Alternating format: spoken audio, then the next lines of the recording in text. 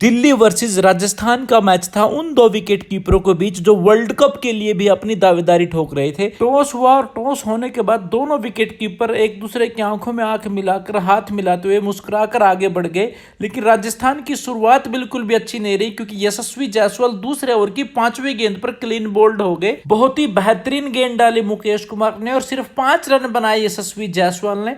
उसके बाद आए कप्तान संजू सैमसन ने कुछ आकर्षक शॉट जरूर लगाए, लेकिन फिर खलील की एक गेंद इस विकेट कीपर के बल्ले का बाहरी किनारा लेकर उस विकेट कीपर के ग्लब्जों में जाकर समा गई, जिसकी वजह से इस विकेट कीपर को 15 रन बनाकर पवेलियन लौटना पड़ा। और इसके थोड़ी देर बाद बाहरले मुल्क से आया अंग्रेज बटलर ने कुलदीप यादव की एक गेंद को स्वीप लगाना चाहा, लेकिन बॉल का बल्ले से संपर्क नहीं हुआ।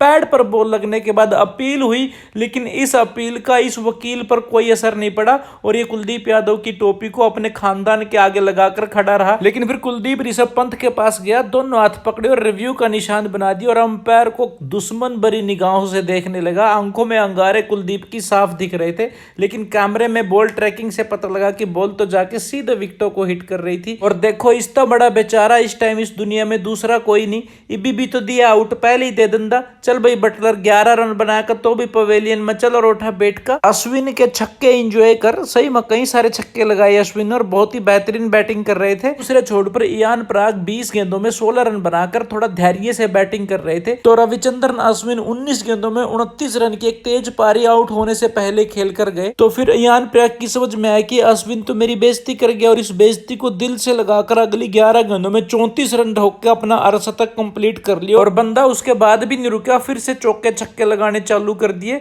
ध्रुव जुरैल ने भी उनको बहुत बढ़िया साथ दिया और विकेट छोड़ छोड़ के अब भाई सब वाइड से भी दूर जा जाके चौके लगाए। लेकिन ध्रुव मेरे छोटे भाई हर बार थोड़ी ऐसे चलेगा, बीच में विकेटे भी है मेरे यार। लेकिन नोरखे तू पता नहीं इतना खुश क्यों हो रहा भाई, उसने अपने आप ही अपने बल्ले से गेंद को विकेटों में मारा। खैर चलो बॉल तो तूने ही फेंकी थी। आउट होने से पहले 20 रन 12 गेंदों में बना के ध्रुव जुरैल गए और उसके बाद उसी नोरखे के लास्ट ओवर में द छक्का द चौका इयान पराग ने गति बना दी उसकी और 25 रन उस ओवर में निकाल के राजस्थान का स्कोर 185 तक पहुंचा दिया, जिसके जवाब में दिल्ली की भी शुरुआत बहुत बेहतरीन रही। शुरुआत में ही मिचेल मार्च ने काफी तेज गति से रन बनाए, लेकिन फिर तीसरे ओवर की दूसरी गेंद पर मिचेल मार्च क्लीन बोल्ड हो गए। बहुत ही बेहतरीन गेंद डाली बर्गर ने और बोला चला जा, नहीं तो यह उंगली देखी अगला बाउंसर मारूंगा इन्हीं उंगलियों से। खैर उसके बाद मिचेल मार्च 23 रन बनाकर आउट होकर चले गए और उसी उंगली से उससे अगली ही गेंद बाउंसर मारी जिसको रिकी भुई खेल ना सके और बॉल बल्ले का बाहरी किनारा लेकर सीधा ऊपर उठ गई, जो विकेट कीपर के ग्लब्जों में जाके समा गई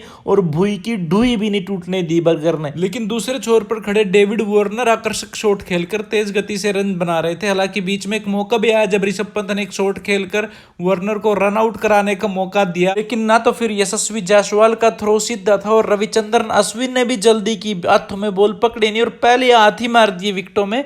और फिर यशस्वी जायसवाल को डांटने लगा, कुछ नहीं गोवा भाई बंदे थे, सबसे ज्यादा रन यही बनाया था टीम में। खैर फिर युजवेंद्र चहल की एक गेंद पर ऋषभ पंत ने एक बड़ा शॉट खेला और बॉल हवा में ऊंची चली गई। इसको राजस्थान का यह फील्डर कैच तो कर ही नहीं सका और बॉल को भी बाउंड्री से पार पहुंचा के छक्का करवा दिया। युजवेंद्र चहल इसमें तेरी कोई गलती नहीं थी और तेरे चेहरे को देख के साफ पता चल रहा है कि इस फील्डर के लिए तेरे पेट में बहुत सारी गालियां उबल रही है, बस तुम मुंह से दे नहीं पा रहा उन गालियों को और हम तेरी इस भावना की कदर करते हैं। खैर उसके बाद अवेश खान की एक गेंद जिसको वार्नर ने शरीर से दूर खेलने की कोशिश की, क्या शानदार कैच लपका स्लिप में खड़े संदीप शर्मा ने, जिससे वार्नर को 49 रन बनाकर पवेलियन वापस लौटना पड़ा। और उसके थोड़ी देर बाद ही ऋषभ पंत के बल्ले का बाहरी किनारा लेकर युजवेंद्र चहल की एक गेंद संजू सैमसन के हाथों में जाकर चिपक गई और इस बार फिर इस विकेट कीपर का कैच उस विकेट कीपर ने ले लिया। और पोरेल तू बल्ले को बिल्कुल मत देख, इसकी कोई गलती नहीं है, तू ही 9 रन से ज्यादा नहीं बना पाया। हालांकि स्टब्स ने जरूर चौके छक्के लगाकर तेज गति से रन बनाए